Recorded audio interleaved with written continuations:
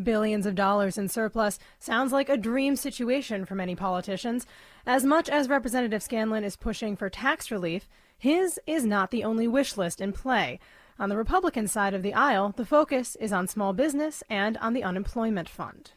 Republican leader Vincent Candelora believes having this much money to debate over is a mixed bag of blessings for the state. As much as Connecticut as a government is sitting in a better position because the stock market has performed well and we've gotten a lot more revenue coming in, we can't lose sight of the fact that people are paying more for items and goods and groceries and gasoline.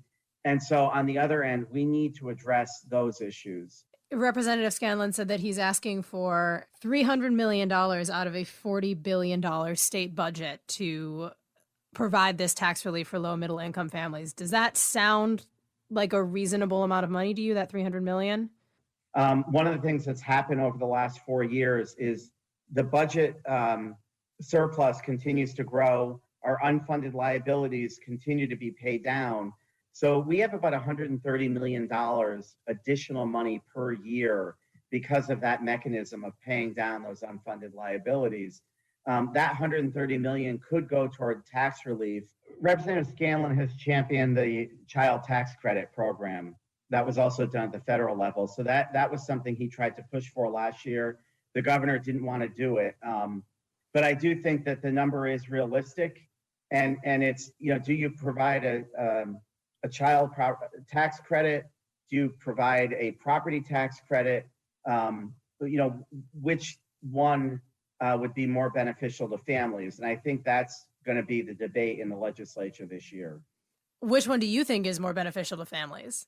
I think that the property tax credit certainly can provide relief for home ownership. So families that are owning homes that are heavily reliant on property taxes, that's something that provides them immediate relief. Right now, we currently have the earned income tax credit that's on the books that is income based and helps struggling families. So I think in looking at them, I would like us to restore the property tax credit for Connecticut homeowners. Bailing out the unemployment fund. Is this a priority of yours? It is. I think, we have right now roughly about $1 billion of borrowing from the federal government to sustain the unemployment compensation fund. I'm grateful that we did have a bipartisan bill that rejiggered and changed the unemployment compensation fund, but that doesn't go into effect until a couple more years. So right now, the pandemic impacted the unemployment fund. People, had to utilize it, so it took a big hit. What's going to happen now is employers are going to be required to pay all that money back. The pandemic certainly wasn't a fault of their own. And when this happened back in 2008, it took 15 years for us to pay it back over time. And now just to find we're going to start that cycle all over again. It's dangerous I think for us as a state to ignore that, because it really does stifle recovery, because these businesses have to pay so much money into those funds.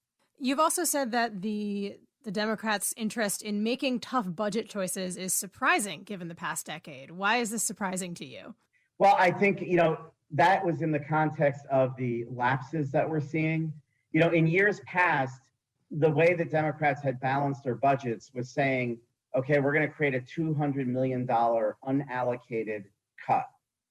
Governor, you go find the cut. And so that's how the budget would get balanced. The tough decisions weren't made at the legislative level. And what's happened now is this governor is making some tough decisions, and he's cutting $40 million that he's been asked to cut. And there are legislative Democrats that aren't happy. They don't like those cuts. And so if they don't like those cuts, that's fine. But now you're going to have to make those difficult decisions up front. And having been part of that budget process, they are very difficult decisions that neither side of the aisle likes to make. Vincent Candelora is the House Minority Leader in Connecticut. Thank you so much for joining us.